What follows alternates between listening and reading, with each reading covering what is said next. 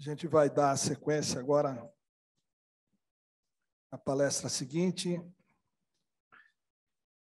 Eu queria convidar a doutora Maíra Botelho, que é secretária de Atenção Especializada em Saúde, do Ministério da Saúde, que vai nos falar de como melhorar a organização do SUS na área do câncer.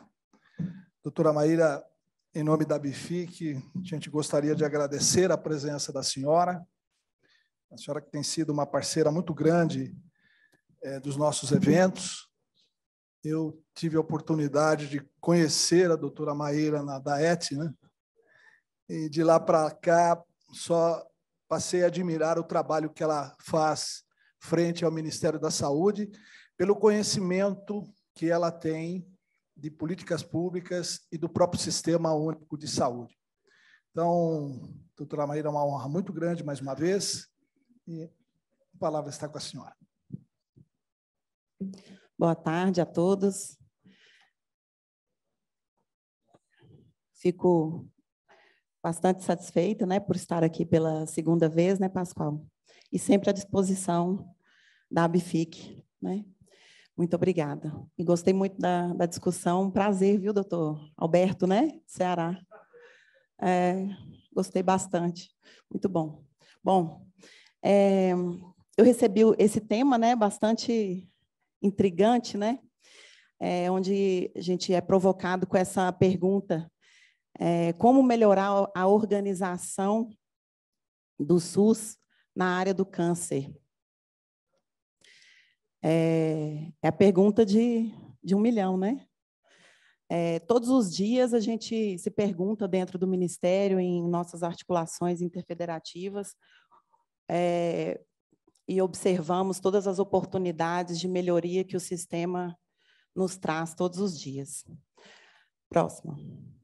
Bom, eu devolvi uma outra, eu trouxe uma outra pergunta, porque o SUS ele é construído todos os dias, né?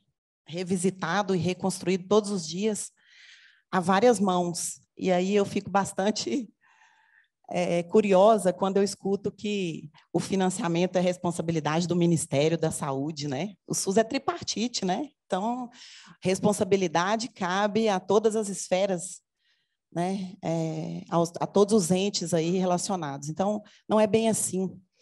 A responsabilidade constitucional na operacionalização desse sistema tão complexo. Então, eu trago aqui uma outra provocação para todos nós, que, primeiro, nós trabalhamos inúmeras políticas, programas, projetos, estratégias, intervenções, sempre com o objetivo de aprimorar a implementação das políticas. E, como eu já disse, todos já sabem, eu tenho uma admiração muito grande por esse desenho dessa política, que é a mais complexa que a gente tem no Ministério da Saúde, a que nos mais exige, né, todos os dias, do ponto de vista de monitoramento, de qualidade da informação e de avaliação mesmo da implementação.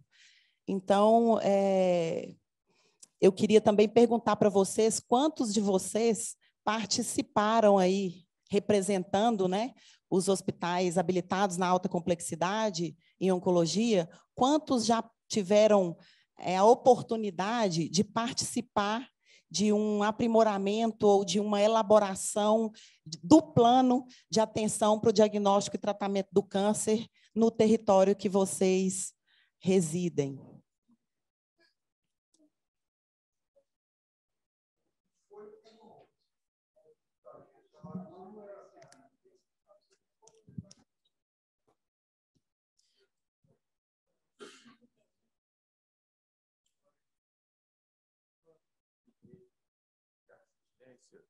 Das secretarias estaduais são gerados lá dentro da secretaria. A gente é chamado para receber o informe.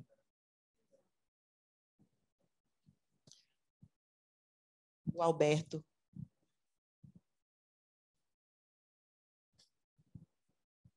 Só houve uma gestão até hoje no nosso estado em que o ICC participou na verdade, até fazendo um desenho das linhas de cuidado, fazendo treinamento e capacitação para os médicos da atenção primária, né? E isso, na verdade, voltado a todas as instituições que pudessem realmente acolher esses pacientes. Não era uma coisa voltada a captar pacientes para o ICC. A gente vê uma realidade, quando você tem um estado numa região econômica muito mais debilitada, né? Os recursos econômicos são muito mais difíceis. Você tem paciente ecológico com neoplasias até oriundas da falta de higiene, né? Como a gente tem ainda no interior do estado. A gente só conseguiu fazer isso uma vez, né? E aí acontece como foi colocado aqui. Hoje, na verdade, a gente não participa mais, né? A sua pergunta é muito pertinente. Eu tentei no meu estado, o Adriano sabe disso, não é a primeira vez que eu tento pôr oncologia dentro do Conselho Municipal e Estadual. Eu fiz uma luta hercúlea, dentro principalmente do que eu não consegui, mas daí eu descobri como a gente é referência para muitos hospitais, eu fui para o estadual e consegui registrar o hospital. Até tinha convidado, né, Adriano, para que você estivesse junto, porque eu acho que o câncer tem que estar representado na ponta. E, pasmem, eu perdi para um asilo de idosos, porque como eu já estava representado pela federação, né, no estado, e a gente então não poderia fazer a parte da oncologia. Mas isso é uma coisa muito difícil para a gente. Então, só para que você tenha conhecimento disso, que a gente tenta, né, a gente age, mas precisa de mais portas abertas, precisamos estudar uma forma. Lá no estado de São Paulo, também a gente não foi nunca consultado e o modelo já vem pronto. É esse aqui e é dessa forma.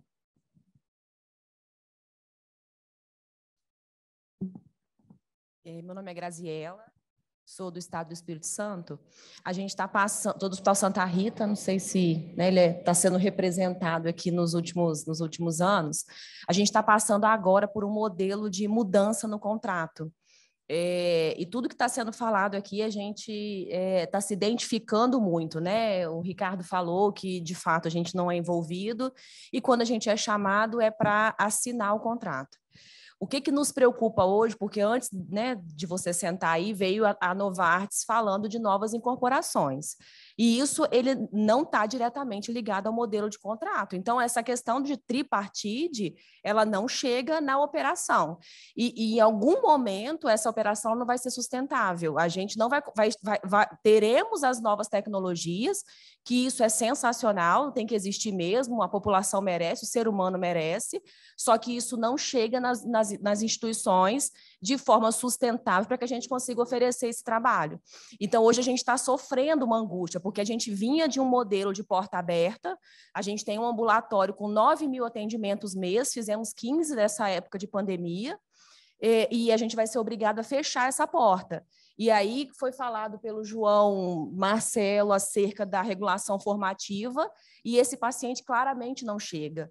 E eu fiz a mesma coisa que o Luciano fez, nós fomos ao município entender como é que funciona essa normativa, o paciente ele não chega. Se o paciente ele não chega, eu não consigo girar a roda da radioterapia, da quimioterapia, que é o que estabiliza um pouco a operação. E o leito é um recurso finito que só drena recurso. Enfim, é uma angústia que a gente percebe que ao longo dos anos a gente vai sofrer e a população mais ainda com isso, porque se a gente não pensar no coletivo, começar a ofertar para essa população que ainda é uma minoria, o coletivo ele vai sofrer com isso. Adriano. Doutora, na verdade, em 2015, no Rio de Janeiro, iniciou, um pouquinho antes, 2013, mas efetivamente em 2015 iniciou a regulação. Já havia comentado isso na palestra do Dr. João Marcelo. Essa regulação já veio montada pelos gestores e já repassada pelos contratos. E a montagem da regulação foi exatamente que os pacientes, pela complexidade do diagnóstico e pela forma que chegariam esses pacientes, para que eles não concorressem dentro da fila da regulação com pacientes crônicos e graves, eles já viriam com o diagnóstico fechado. Isso não é por vontade da unidade de não querer diagnosticar. Que fique claro que quase que todos nós aqui tenhamos capacidade instalada para ver um polo de diagnóstico. Porém, não há interesse dos gestores, seja qual for, porque nunca houve essa proposta formalizada de que houvesse um polo diagnóstico e a gente tem que contar com a rede, o que é pior, porque se esse paciente chega até nós, não é diagnosticado como um câncer, ele volta para onde? Porque a gente não vai poder tratar sendo uma unidade Unacom ou CACOM. Então, isso foi determinado lá atrás. Foram 2 reuniões no Rio de Janeiro com representação do Ministério da Saúde e informando e determinando para a rede federal e para as unidades oncológicas. A única que nós temos diretrizes hoje de protocolos ministeriais é o INCA, no Rio de Janeiro, e que também serve para os demais estados. Então, isso foi determinado, inclusive, com a participação do INCA. Então, essa determinação foi superior. Não que a gente não queira participar. Todos nós aqui sugerimos, inclusive, inúmeras reuniões com várias propostas para que a gente possa estar colocando, talvez de requerimento, as necessidades das unidades para corroborar e colaborar com o diagnóstico que vocês não estão conseguindo alcançar. Mas o determinado, desde a implantação da regulação, era de que os pacientes para a rede oncológica viriam pela rede SER. Então, eles são regulados pela rede estadual de saúde.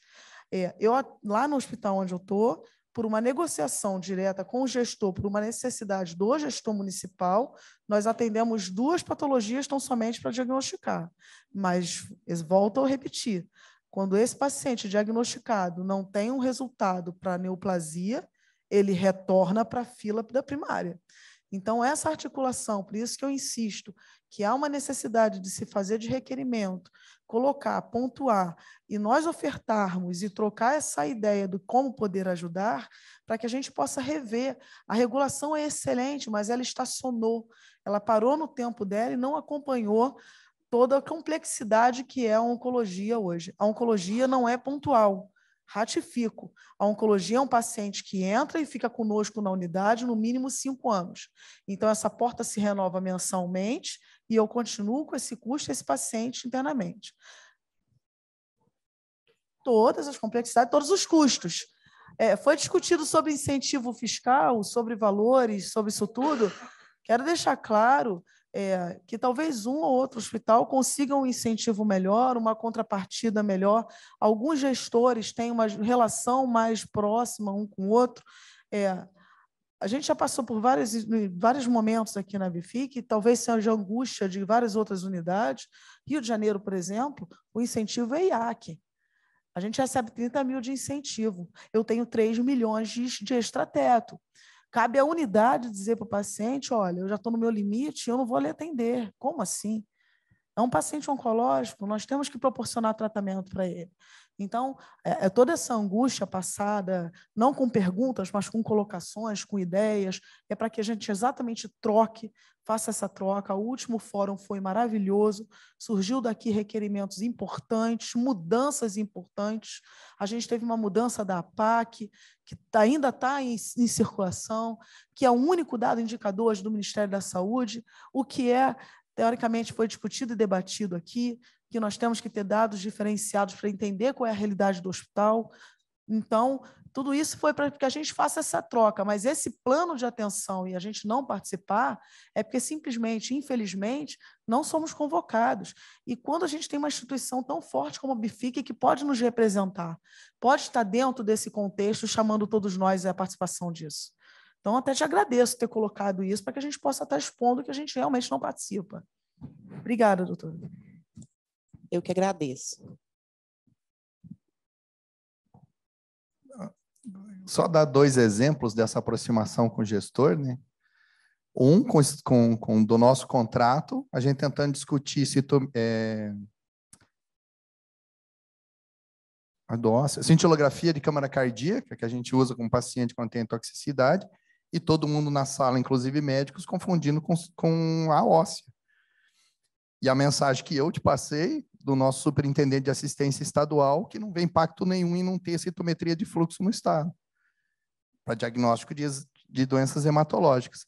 Mas talvez misturando um pouco o que a gente falou com o João Marcelo, talvez seja quase 6 mil municípios. Nós temos de 3 a 4 mil gestores, se forem contar. Quer ver? Quem está mais de 4 anos na sua instituição? Se puder erguer a mão. Então, a gente sempre discute com um gestor que está 4 anos. E ele só olha quantitativo. Então, assim, a gente a cada 4 anos senta com alguém que só vê quantitativo. Nunca ninguém viu linha de cuidado.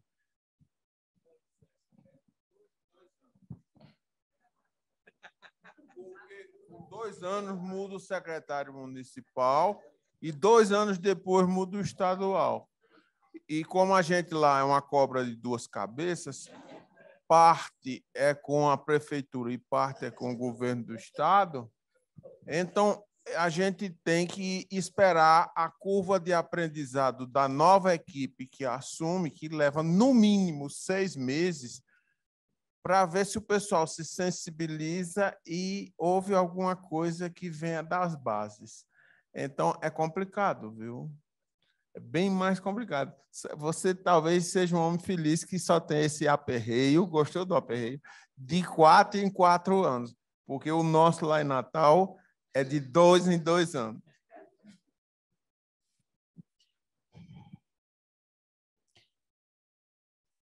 Eu não esperava ouvir nada muito diferente disso, não. Mas esse é um ponto muito crítico, né? Que é a alta rotatividade dos gestores. Então, é exatamente isso. Quando você foi até simpático com 2 anos, né? Porque a gente percebe que a curva de aprendizado para compreender o desenho da política de prevenção e controle do câncer é bem maior do que esse tempo aí. Mas, enfim, quando a gente consegue estabelecer alguma relação interfederativa, a gente percebe que quando eles começam a aprender alguma coisa, a gente tem a rotatividade, então a gente perde tudo novamente. Mas então é exatamente isso, né? A gente percebe que o plano de atenção para o diagnóstico e tratamento, ele não é um documento para se colocar no site, simplesmente. Não é um documento para ser apresentado para o Ministério para habilitar um serviço.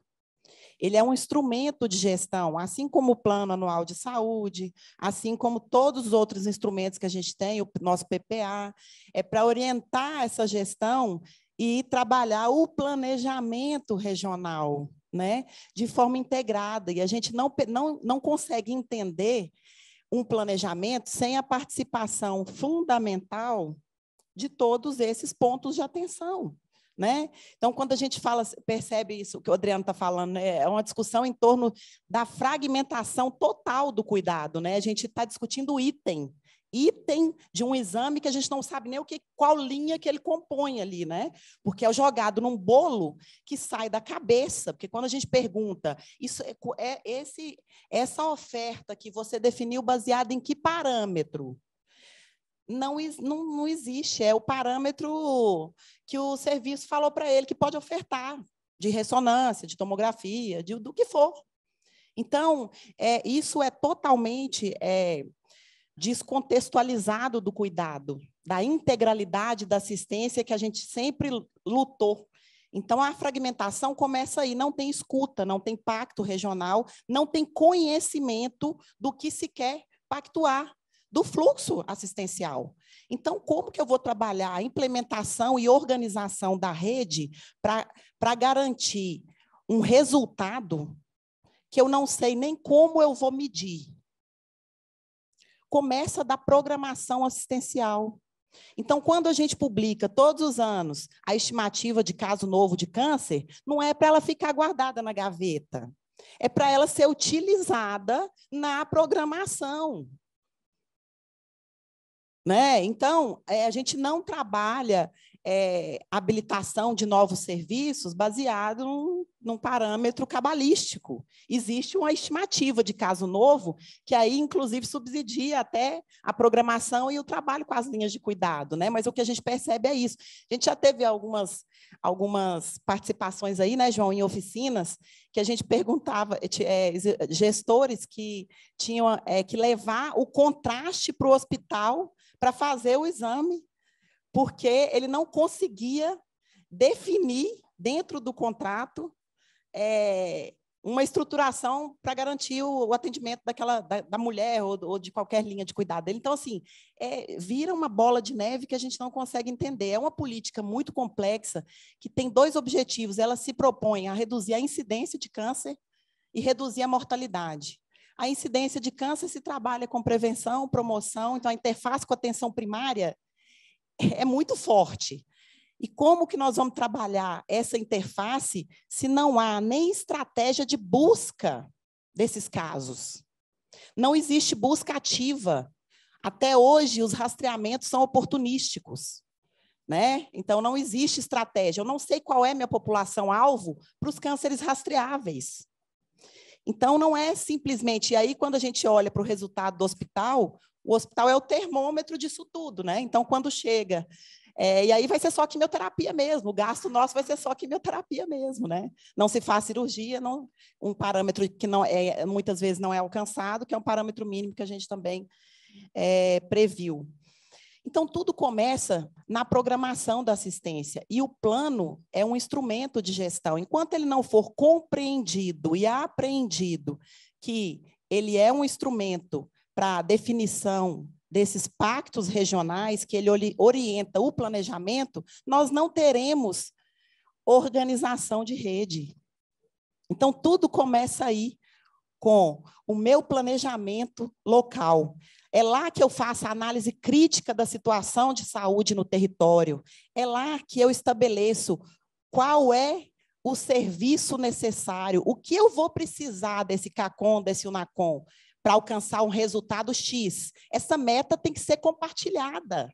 Vocês têm que ter conhecimento de quantos casos vocês têm que atender, e não de quantas ressonâncias, de quantas quimioterapias, de qual... Não é isso, é uma fragmentação total do cuidado. Paciente que não faz segmento, não segue no fluxo, não tem coordenação desse cuidado na rede, né? Esses eixos, a gente definiu isso tudo em todas as normativas, mas o que a gente percebe é que nem conhecimento da normativa, muitas vezes, o gestor tem. Então, é um processo, a gente precisa, sim, o Ministério precisa ampliar e fortalecer essa qualificação dos gestores, apesar da rotatividade, porque eu acho que gestor... O gestor, a gente precisaria de exigir também uma qualificação para esses gestores na ponta e que não coincidisse com o mandato do político, né? Porque gestor sanitário ele não é definitivamente político. Então, a gente precisaria também trabalhar essa questão da qualificação dos gestores e fixação desses gestores, né? Para que a gente conseguisse um melhor resultado. Então, tudo parte do plano de atenção, que está aí só para conhecimento, acho que todos vocês sabem disso. Esse plano, nós, inclusive, definimos um modelo, tem um modelo mastigado no anexo da portaria 1399 de 2019, que faltou a gente pegar na mão para fazer. Então, ele está lá no anexo e ele precisa ser de conhecimento de todos. Ele tem como eixos prioritários a atenção primária, onde a gente trabalha a promoção, prevenção e detecção precoce, aí entendendo rastreamento e diagnóstico precoce do câncer. Na especializada, o diagnóstico precisa contemplar todos os níveis de atenção e todos os pontos da rede, né? Isso precisa estar claro no nosso plano de atenção. O tratamento cirúrgico envolvendo o tratamento envolvendo cirurgia, químio e rádio, reabilitação, controle de dor, cuidados paliativos, e tem que ter cronograma, tem que ter meta e tem que ter indicador. Quando esqueci o nome dela que falou, eles só olham quantitativo, e é exatamente isso, né? Volume de serviço reproduzido o tempo todo, sem nenhuma medição de resultado. Então, nós estamos aí trabalhando no Ministério há praticamente 4 meses nessa avaliação da Política Nacional de Prevenção e Controle do Câncer, entendendo todas as interfaces que ela tem. Ela não é uma política da nossa secretaria, ela é uma política que perpassa, como a própria organização da rede, ela perpassa todas as outras secretarias. A atenção primária tem seu papel, a vigilância tem seu papel, e a nossa Secretaria de Atenção Especializada.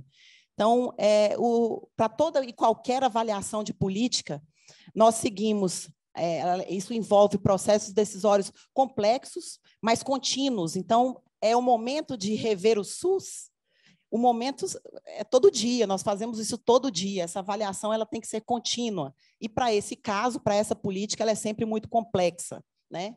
Envolvendo aí estados e municípios também. Então, não existe essa separação real de quem formula e de quem executa, de quem implementa e de quem executa, mas sim de quem decide com quem sobre o quê. O processo de implementação ele é altamente interativo e envolve múltiplos atores. São muitos fatores que interferem, né? As regras são um dos elementos, mas elas não são suficientes para determinar o que vai acontecer. O que a gente desenhou na política não significa que na implementação a gente alcance aquele resultado, né? Que é bem difícil. É preciso entender que a política, como ela é, ou seja, não apenas analisar, ela precisa entender a política como ela é, e não apenas analisar como ela deveria ser, e como ela é refletida no território e nas diferentes regiões de saúde. Porque a nossa avaliação ela é focada em regiões de saúde e em macro-regiões de saúde. E as diferenças são gritantes. Gritantes. Um outro contexto da avaliação de qualquer política, e para essa também não é diferente para essa política, é a regionalização do SUS. Né? Então, é uma diretriz estruturante para todas as nossas políticas, é uma diretriz que organiza, né, que dá o tom da organização do sistema e que ganha destaque na agenda de implementação a partir dos anos 2000. Né? Ela é uma estratégia para o aperfeiçoamento técnico-político do SUS e para alcançar a integralidade assistencial e além da equidade no acesso das ações e serviços de saúde. É um desafio, porque a gente tem uma conformação muito diversa, além dos determinantes e condicionantes de saúde, né? Então, é um esforço muito... isso requer uma análise muito profunda e em articulação muito forte interfederativa.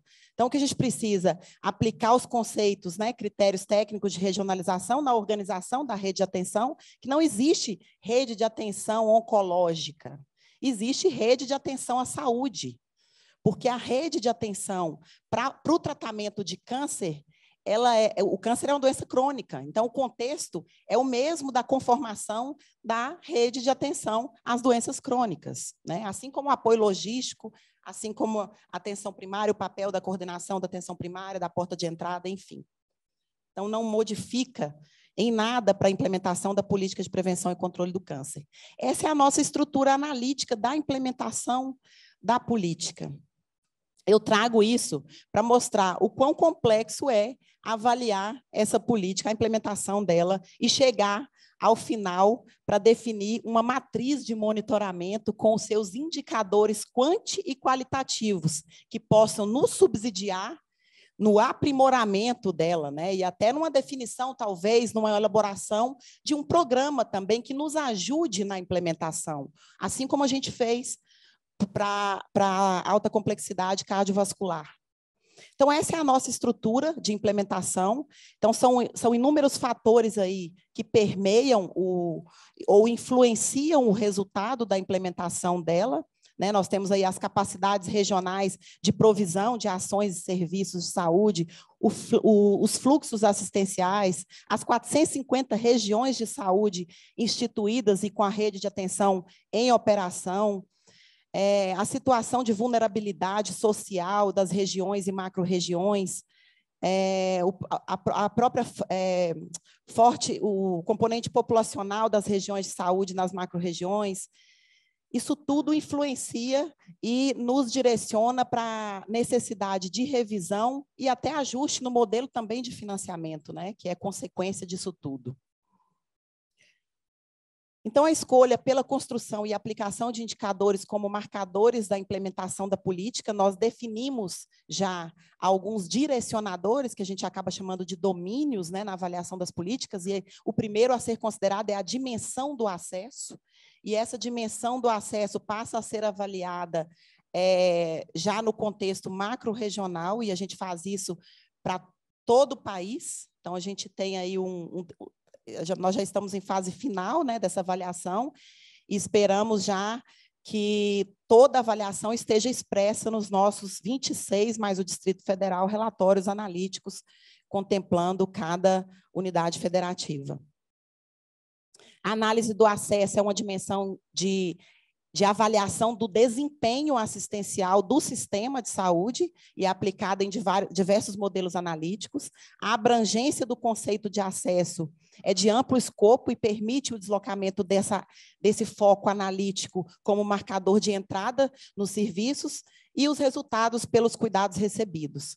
Então, é uma relação entre a necessidade e a oferta, e enfatizando o uso da aplicação do processo de programação assistencial como instrumento de organização e funcionamento da rede de atenção. Então, mais uma vez, eu reforço o início de tudo, né? O início de tudo é trabalhar com os parâmetros assistenciais adequados para aquela população local, que é totalmente diferente, né? Analisar o norte em relação ao sul, né? Então, é nessa perspectiva. Nesse processo de avaliação da implementação, a gente precisa delimitar o problema que a gente pretende enfrentar. Então, o problema que a gente pretende enfrentar na avaliação da implementação da política de prevenção e controle do câncer é a própria magnitude do câncer, né? Reconhecer o câncer como um problema relevante de saúde pública e, aí, a partir daí, analisar as tendências globais e nacionais que nos direcionam para as intervenções na política pública. Então, eu trago aí, em 2020, a OMS e a Agência Internacional de Pesquisa em Câncer lançaram 2 estudos. Os estudos contaram com a participação do INCA e atua como centro colaborador da OMS. E aí, a partir daí, a gente trabalhou, né, nessa tendência de casos novos de câncer, excluídos casos de câncer de pele não melanoma, e viemos aí publicando todas as estimativas a partir daí. Então, esse foi um passo muito importante, quando a gente realmente entendeu e delimitou o problema no país, porque, a partir daí, o Ministério e todo o SUS é convocado e convidado diariamente a revisitar essa implementação e aprimorar sempre a política, a implementação da política. Aí já é a descrição e definição do problema, que a gente também já evoluiu. Então, a gente tem aí a definição já de metas e resultados e matrizes de monitoramento já, que nos direcionam à necessidade de estabelecer e de elaborar novas estratégias de implementação para fortalecer e aprimorar também essa implementação. Então, nós estamos já com esses produtos, a identificação de estratégias e programas implementadores. Alguém citou aí a nossa atualização da PAC, né? Onde nós incluímos mais um campo de identificação do medicamento antineoplásico associado ao esquema terapêutico. Então, vocês já estão também, acho que também queria ouvi-los, eu já converso com alguns aqui, mas também gostaria de ouvi-los depois sobre isso, né? Nós ainda estamos aguardando, o próximo mês nós teremos já uma avaliação dessa inclusão do novo campo. E aí eu prometo que em outro momento, a gente possa conversar mais sobre isso. E aí a gente já está com a matriz, a gente já tem também o segundo produto, que é a matriz lógica da política, construída a partir do detalhamento do conjunto de estratégias e programas implementadores. A organização de dados e essa informação para nós, hoje a gente tem um nível de informação muito melhor do que a gente tinha há 2 anos atrás, assim, mas com uma evolução muito rápida, né? Acho que a Covid também nos trouxe isso, né? Nos trouxe essa possibilidade de aprimoramento rápido da qualidade da informação, era muito ruim. Então, hoje a gente consegue organizar os dados por região de saúde e macro-região, considerando os dados populacionais, a estimativa de incidência de câncer, os parâmetros de programação, o próprio dado de volumetria, né, produção, e os dados de capacidade instalada. Hoje a gente já consegue identificar de uma forma muito mais qualificada os diagnósticos, né, considerando todos os CIDs, o número de casos diagnosticados por ano, os números de casos diagnosticados por ano com informação de início de tratamento até 60 dias, os casos diagnosticados por ano com registro de tratamento no mesmo ano, o número de casos por estadiamento e a evolução também no Siscam. Então, como eu falei, nesse processo de avaliação que o Ministério está realizando, nós já conseguimos, e a partir daí, né, a gente tem esse resultado. É uma política que conseguiu definir 24 estratégias, e aí são intervenções, programas, estratégias para fortalecimento da operacionalização, da implementação da Política Nacional de Prevenção e Controle do Câncer. Então, a gente tem todo esse acervo normativo relacionado à política de prevenção e controle do câncer, com o nosso desenho operacional aí da avaliação. E aí, o finalzinho aí já da nossa avaliação, que é uma matriz que já virou um painel hoje, e a gente já tem uma matriz de monitoramento, tem um erro ali no título, uma matriz de monitoramento, onde a gente trabalha o grupo 1, que é o nível estratégico, ela tem 3 níveis, a gente tem o nível 1, onde a gente trabalha resultados e indicadores, e aí eu tenho indicador de estrutura e de acesso. Quando eu falei a dimensão do acesso, a gente trabalha numa estratificação do que é acesso e consegue chegar em todos os níveis aí de resultados.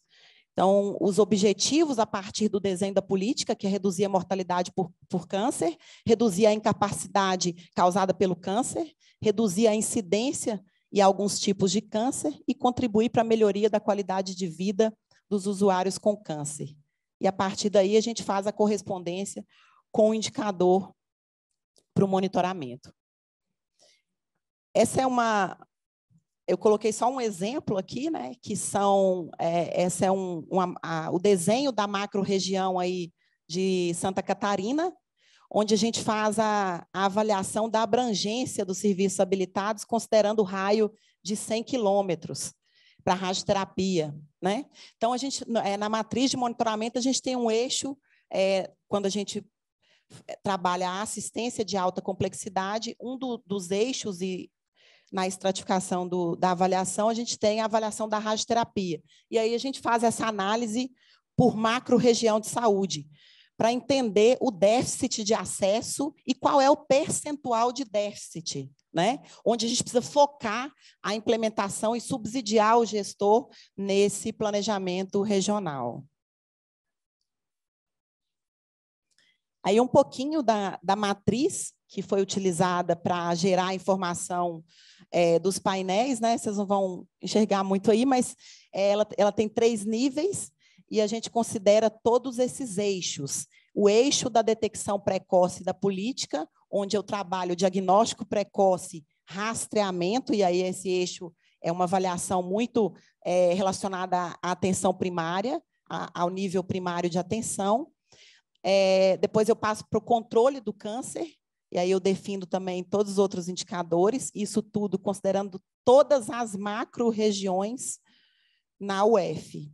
A assistência especializada na alta complexidade e a vigilância, onde eu trabalho também os registros de base populacional e o registro hospitalar de câncer. Então, essa é a complexidade da avaliação da política de prevenção e controle do câncer. Então, o nosso foco aqui é justamente esse, é avaliar a implementação para entender qual é a necessidade de aprimoramento da política para propor novas estratégias. Então, eu vou, né, acho que a gente pode falar sobre isso um pouquinho. Eu não sei se vocês conseguiram acompanhar o programa que nós lançamos para alta complexidade cardiovascular, o QualiSUS Cardio, né? Então, o Ministério ele está engajado nesse momento para melhorar a eficiência do sistema. Acho que é exatamente nesse mesmo contexto que a gente também discute no Ministério, porque o recurso financeiro, né, ele é finito e as necessidades são ilimitadas, né? Porque a gente tem um sistema que se propõe a garantir integralidade da assistência a todos os brasileiros, né? E até estrangeiros. Então, nós temos que garantir a sustentabilidade do SUS. E como que a gente consegue garantir sustentabilidade do SUS sem medir resultado? Porque o que a gente observa é que a mortalidade, a gente não vê influência, né, de toda incorporação de tecnologia, a gente não percebe no resultado redução da mortalidade ou ampliação da sobrevida com significância estatística, né? Então, a gente precisa, sim, trabalhar em conjunto para que a gente possa também pactuar novas estratégias, e aí eu acho que a gente está caminhando para trabalhar um QualiSUS Onco, tá? Para trabalhar um programa que também qualifique essa assistência, principalmente nos 314 aí, centros de alta complexidade para oncologia, né? Então, a perspectiva é essa, é a definição, é a avaliação também em nível hospitalar, para a gente definir aí os indicadores relacionados ao tratamento, diagnóstico e tratamento do câncer, para que a gente possa avaliar e premiar também quem entrega melhor resultado. Então, a gente caminha nesse mesmo sentido do QualiSUS Cardio. A gente vai lançar agora o do transplante, que é uma revisão do incremento financeiro para o transplante de órgão, FTDO, uma revisão que agora estabelece metas, parâmetros, indicadores, avalia os serviços e premia o melhor resultado. Então, é a definição de indicadores para que a gente possa premiar quem entrega melhor e não mais, e sem mudança de desfecho ou mudança de resultado assistencial. Muito obrigada, eu fico à disposição para qualquer pergunta, sugestão, crítica. Gostaria de agradecer a doutora Maíra pela apresentação. Na última vez que eu estive com ela, ela chegou a comentar desse Plano Nacional de Prevenção, e eu fiquei assim bastante curioso para saber como que a coisa estaria avançando, né? E hoje ela pôde nos mostrar aí. Mas a grande preocupação é que a senhora começou a apresentação fazendo um questionamento para nós associados, né? E aí fica a dúvida, né? Porque praticamente todos relataram do problema do relacionamento que nós temos com os nossos gestores, né? Sejam eles do Estado ou sejam eles dos municípios. E essa fica a nossa dúvida, né? E talvez o nosso questionamento. A senhora falou duas palavras que eu acho muito interessante, que é a compreensão e o aprendizado. E acho que talvez os nossos gestores precisam dessa compreensão e precisam desse aprendizado, né? Principalmente nessas novas políticas, né? E também nas interpretações de portarias, que é uma coisa também que nos impacta muito, né? Eu acho que nós não podemos continuar mesmo de uma forma quantitativa, e aí essa exigência dos gestores em que a gente faça mais exames, mais consultas, eu vejo como uma forma de nos penalizar quando a gente não consegue alcançar a pactuação. Então, eu vejo como isso mesmo, eu não vejo como uma exigência, eu estou fazendo isso para te penalizar mesmo, né? Então, essa é a preocupação que nós temos, que é, efetivamente, o gestor. Parabéns aí, eu acho que a matriz, eu acredito que esses indicadores das 24 estratégias deverão trazer uma coisa que nós entendemos ser muito importante, que são os indicadores, né? E é claro, eu apenas faço uma observação que a gente não conseguiu reduzir a mortalidade ainda no câncer por conta de um diagnóstico tardio, né? E pela dificuldade do acesso que os pacientes têm, infelizmente, né? A gente discutiu muito sobre regulação agora há pouco. Mas parabéns, eu acho que são coisas que vão avançando. A cardio, eu tive a oportunidade de acompanhar quando do lançamento, eu achei que foi um grande avanço, né? que o Ministério fez, e a gente espera que realmente, na área de oncologia, nós também tenhamos aí esse avanço. Então, parabéns, doutora Maíra, e, mais uma vez, colocamos a ABFIC à disposição para essas discussões, para essas implementações, né?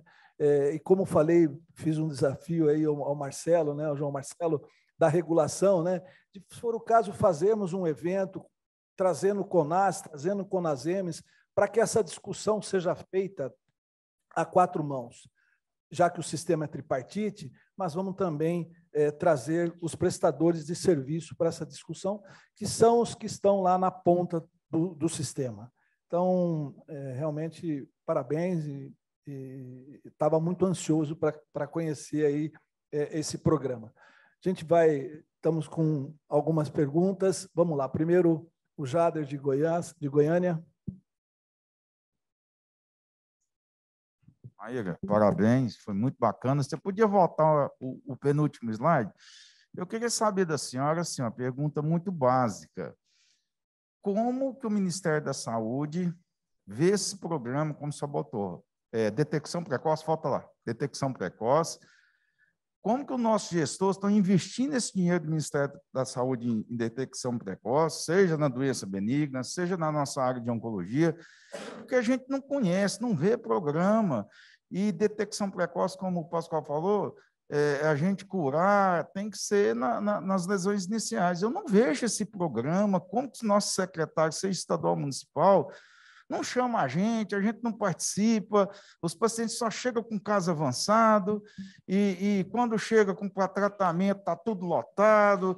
Aí você fala, eu tenho incidência de casos novos de câncer por região. Como que o Ministério da Saúde orienta os nossos secretários de saúde para se preparar para esses novos casos, se tem cirurgião para operar, se tem médico para tratar todo mundo, se tem radioterapia para todo mundo? Como que é esse processo? Eu queria entender esse processo. Ele é muito bonito, como a senhora falou, mas eu queria entender melhor. Ele não é bonito, não, ele é bem complexo. Eu acho que um exercício que foi fundamental para nós, inclusive para avaliar de forma com mais profundidade essa implementação, foi quando, no último fórum, eu trouxe a nossa estratégia durante a pandemia de fortalecimento das ações de prevenção e controle dos 2 cânceres, de mama e colo de útero. Eu acho que a gente teve essa mesma conversa. Foi quando nós provocamos, e aí o Pascoal fala, né, eu fiz uma pergunta, e eu acho que o Ministério vai precisar continuar provocando e apoiando tecnicamente os gestores para que a gente consiga aproximar, né, todos os pontos de atenção e nós possamos também instrumentalizá-los na elaboração desses planos e na programação assistencial, justamente para a gente conseguir identificar, porque é isso, eu não conheço a população-alvo. Então, o paciente chega quando ele realmente já está, né, com estadio avançado.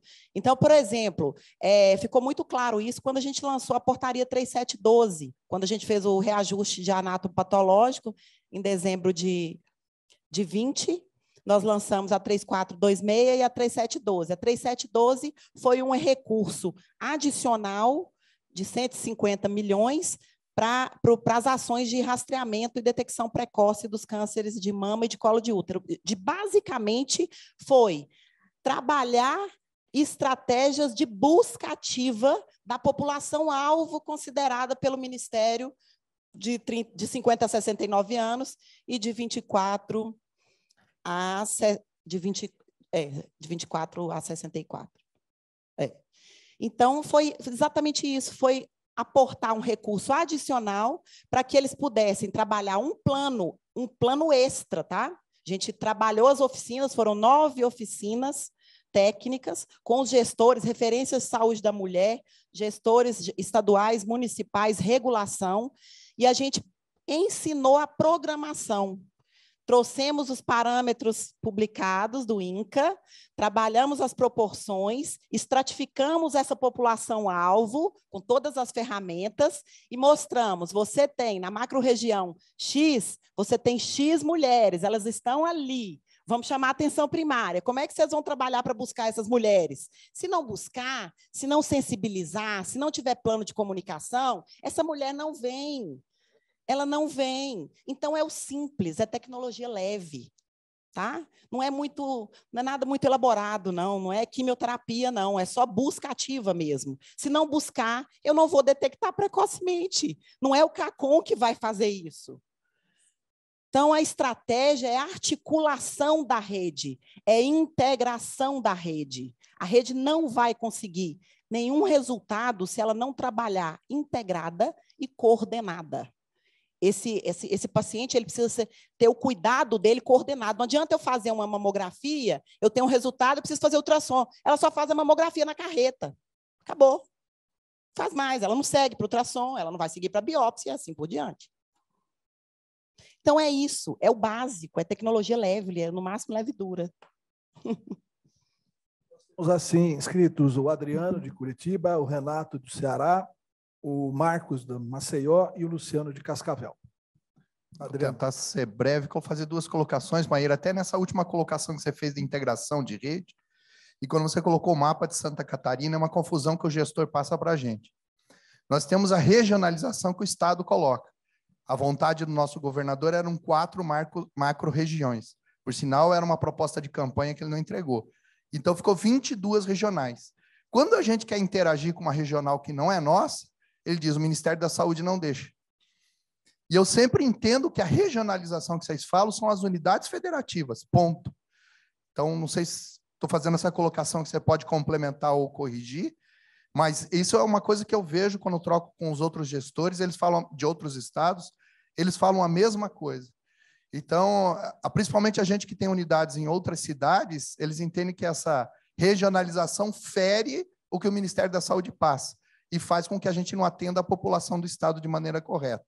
E a segunda, que eu vi rapidamente no quadro, não consegui ver até pelo tamanho, mas eu entendi que alguns indicadores vão passar obrigatoriamente pela curva de Kaplan-Meier, que é um indicador mundial que a gente tem. E ele é autodependente de um registro hospitalar. E eu acho, pelo menos, e queria escutar o teu comentário, como está o registro hospitalar nessa condição, e como é que ficou, como que o Ministério da Saúde pensa na história do informativo do câncer ser compulsório. Porque a gente ainda tem muito paciente da clínica privada que fica 2, 3 anos lá e vai parar metastático com a gente. Aí a gente informa ele metastático, né? Então, eu vejo que pode atrapalhar ou pode ser um ponto de partida para a gente corrigir uma parte da política pública, né? O informe do câncer como compulsório. Nós estamos, nesse momento, discutindo isso no Consinca, né? Então, isso está sendo discutido, inclusive os registros, né? Acho que vocês acompanharam também, nós formalizamos os programas, coisa que não existia, os programas nacionais, né? Nós formalizamos a partir também da sanção, né? da lei, que agora, não por força, não tivemos aí oportunidade de intervir, mas não é criando política e criando pelo legislativo que a gente vai resolver o problema de implementação das políticas, não é criando outra política, o desenho, e aí isso gera mais um conflito para nós, né? Porque aquilo política que deveria ser programa, é estratégia, é intervenção para se implementar a política. Criaram mais uma política de oncologia pediátrica. Mas, enfim, é nesse contexto que a gente se insere. O registro ele está sendo discutido, sim, ele precisa de aprimoramento, mas eu acho que é a oportunidade de melhoria. Esse problema que você detecta, a gente consegue corrigir. Então, é o aprimoramento do RHC. Nós temos os dois, né? O de base populacional, mas o que você está falando é o RHC. E eu não tenho dúvida de que ele precisa se tornar compulsório, tá? Isso é um ponto muito interessante que quando a gente começou a trabalhar o programa da alta complexidade cardiovascular, a gente foi analisar o Registro Nacional de Implantes, né? Porque só se fala no registro internacional, né? O registro, a Sociedade Brasileira tem esse registro internacional. Eu falei, mas e o nacional? Que a gente tem o registro, foi um investimento pesado para o registro nacional, e ele não era obrigatório. Quando a gente foi avaliar, a gente tinha 8 hospitais somente do contexto todo, né, nós temos 215 no programa, somente 8 hospitais alimentavam o Registro Nacional de Implantes no país. Então, a gente colocou como requisito para adesão, o registro passa a ser obrigatório. Então, nesse mesmo desenho, e aí eu considerar que a volumetria, porque no Qualisus Cardio a gente combinou, é um índice combinado de assistência. É um índice combinado, ele integra a volumetria, que é o parâmetro mínimo que a gente estabelece, né? Mas o classificado em nível A e B, ele não alcança parâmetro. A gente resolveu, nesse primeiro ciclo, até para dar oportunidade, né? Porque é o primeiro programa, é a primeira estratégia, é uma mudança muito grande de modelo. Então, eles participaram e eles estão aptos também. Então, mesmo não alcançando o parâmetro de volumetria, nós conseguimos classificá-los também nesse primeiro ciclo. No segundo ciclo, a gente já vai olhar o combinado volumetria com os indicadores assistenciais, possivelmente eles não estarão mais aptos para adesão. Então, é uma oportunidade de melhoria, eles estão classificados, permanecem classificados durante 2 anos, e depois de 2 anos a gente reclassifica e analisa novamente o resultado. Então, acho que é fundamental a sua preocupação com o registro. O registro tem falha, sim, e precisa ser aprimorado. Está sob gestão do INCA, e o INCA já está trabalhando nesse sentido para subsidiar, inclusive, o programa, né, que a gente quer lançar o mais breve. A oncologia pediátrica com 5HD foi perfeita. Sim, sim. Nós temos um trabalho que foi motivado pelo pessoal lá também o Bruneto, né, que também está participando do Consinca, né? A Sobop, né, também. O João, eu acho que eu não. João, você podia até responder sobre isso, dar oportunidade para você responder, porque isso é uma distorção também. Regionalização não é o F, tá, Adriano? A regionalização aqui, eu considero a regionalização são as regiões, as 450 que a gente tem hoje, regiões de saúde, tá? Então, é o desenho regional da rede.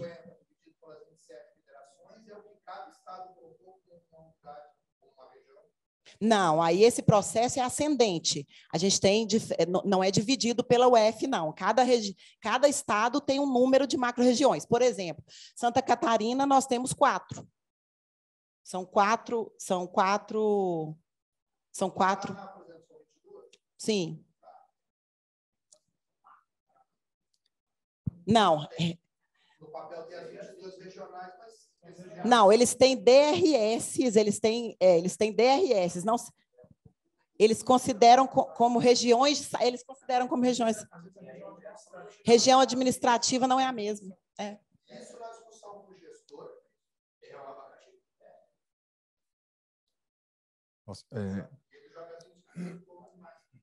Mas isso aí não tem nada a ver com o Ministério da Saúde, tá? Nem com a regionalização. Está gravado isso aí? Se eu entendi, é que você não consegue vincular esse paciente sendo da outra, é isso? Quando você leva um projeto, eles não podem ficar fora da regionalização do Ministério da Saúde, preconizou lá na portaria do 4%. Eu peço que vocês estruturem uma consulta para nós, que a gente responde, tá? Tá bom? Isso.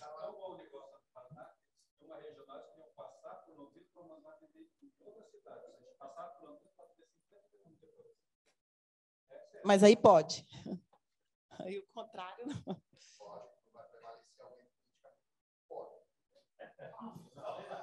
Bom, só para dar um depoimento, sou Renato Pierre, lá do Hospital de Joaçaba, em Fortaleza, ICC, também conhecido como ICC, e trabalho com radioterapia há 20 anos. Eu queria só dar um depoimento em relação a uma percepção que eu acho que, às vezes, o gestor, o elaborador do projeto tem, e no mundo real a gente tem um pouco diferente. Então, a senhora falou em relação a desfecho de redução de mortalidade para incorporação de tecnologia. Lá no hospital, nós somos acho que fomos contemplados no PSUS, conseguimos um aparelho, o hospital fez um investimento próprio, fizemos o upgrade, e, baseado no upgrade, a gente conseguiu fazer coisas que eram inimagináveis alguns anos atrás.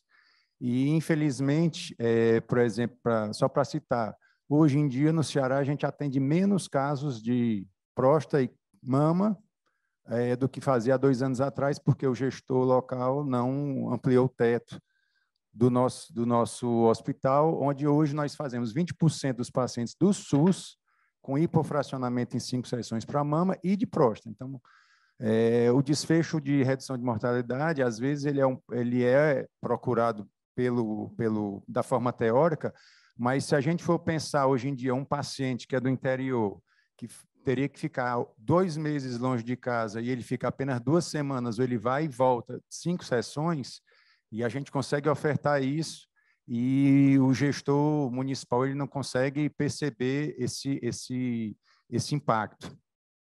Outra coisa importante que a gente sabe é que é exatamente isso, que essa incorporação de tecnologia, ela poderia mitigar muito o gap de atendimento que seria possível. Só para exemplificar o que aconteceu no nosso departamento, desde que a gente fez o upgrade, que está já com 2 anos e meio, estávamos em implementação para ampliar o atendimento em quase 30%, 25%, 30%, e o que aconteceu foi que não conseguimos ampliar por conta do teto que nós temos, e também o que fizemos foi reduzir o ganho que nós tivemos no hospital, basicamente foi reduzir a carga horária de funcionamento.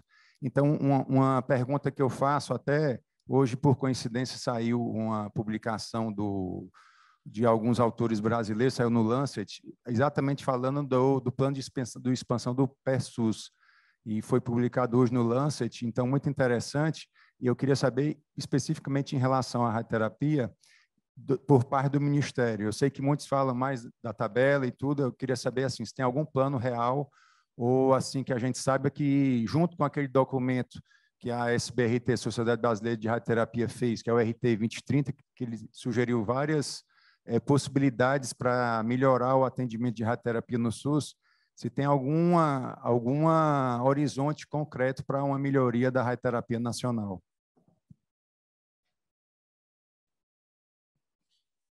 Qual é o seu nome? Esqueci. Renato. Renato, muito boa pergunta. Quando eu falo de redução de mortalidade, eu falo pela macropolítica, tá? Pelos objetivos, pelos 2 objetivos que eu cito no início. Então, na micropolítica, eu acho que você já deu exemplo aí de qualidade de vida, né? E de sobrevida, até que eu acho que é muito mais interessante de se avaliar na micropolítica, até na própria gestão da clínica da unidade, estabelecer esse tipo de avaliação. Mas aí, quando eu falo de mortalidade, eu falo no contexto da avaliação da macropolítica, né? Considerando o país e o resultado na mortalidade. A radioterapia, sem dúvida, é prioridade nossa, tanto que a gente financia, nunca deixou de financiar pelo Ministério da Saúde a expansão da radioterapia no país. Nós já discutimos muito aquele relatório, né? Nós também temos apontamentos a serem feitos ali, já foi feito, inclusive, com a presença da sociedade, já foi trabalhado também no âmbito do Consinca, mas, enfim, fato é que a gente nunca deixou de trabalhar esse financiamento e também analisar esse custeio, porque se a gente considerar esse PERSUS, a gente está finalizando esse plano de expansão, a gente financia desde reequipamento, expande, e outra coisa, é muito bom a gente falar isso também, que o Ministério não financia só pelo plano de expansão, né? A gente também continua financiando por convênios, tá? Então, as 100 soluções que a gente tem no PERSUS não é o total da nossa estratégia de implantação de soluções de radioterapia no país. O hipofracionamento é uma questão a gente tem dificuldade de financiar o acessório, né, do equipamento, isso é considerado como acessório, não é pela nossa secretaria, mas é uma diretriz do Fundo Nacional, que a gente tem feito algumas discussões e hoje não há legalidade para se financiar. Eu entendo que você consegue otimizar, né, seu atendimento e dar um conforto melhor para o paciente, mas, enfim, outra questão é o teto o hospital não tem teto, né? O teto é do gestor. Então, quando a gente trabalha a expansão da radioterapia, em seguida, a gente também analisa a recomposição desse teto, baseado nessa ampliação. Como a gente fez agora, recentemente, que a gente publicou e está publicando ainda as recomposições de teto, considerando a modificação que a gente fez em 2019, quando a gente mudou de campo para planejamento. Então, a gente tem feito um constante aprimoramento e a gente monitora atentamente tudo isso, né?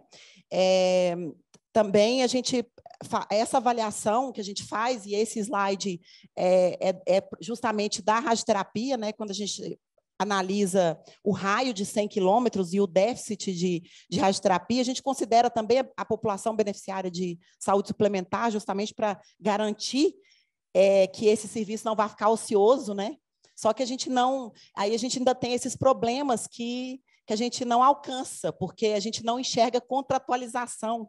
A gente não tem a informação dos contratos firmados, né? E o que a gente tem percebido é que muitas vezes vocês chegam no Ministério com essa mesma queixa, que são contratos que não são revisados, né? São contratos que a gente faz a recomposição, mas esse aditivo não chega, né? A gente tem tido esse problema e a gente também está discutindo isso porque é recurso federal, né? A gente está falando da transparência do recurso federal e a gente precisa ter essa análise também, né? Porque a gente tem no Ministério da Saúde, a gente tem o CIAF, então qualquer transferência que a gente faça, a gente sabe o caminho do recurso, mas quando ele vai para o Estado e município, a gente não tem a transparência da contratualização e do caminho desse recurso financeiro que é federal. Tá? Então, realmente é um desafio, porque esse tipo de questão, essa relação é somente sua com o gestor local, e o Ministério tem pouca governança nisso aí. Eu vou pedir licença para o Marcos Davi e para o Luciano, o ministro já está chegando aí, né? Então, se depois puderem perguntar para a Maíra depois. Bom, eu queria mais uma vez, doutora Maíra, agradecer a sua presença, muito nos engrandeceu aqui, nos elucidou, nos trouxe informações, e mais uma vez, continue contando com a BFIC. Eu queria passar as mãos à senhora uma pequena lembrança e uma carta de agradecimento pela senhora estar presente conosco mais uma vez. Em nome dos associados, estamos também à disposição do Ministério da Saúde. Muito obrigada a todos, eu permaneço à disposição de todos vocês lá no Ministério. Obrigada.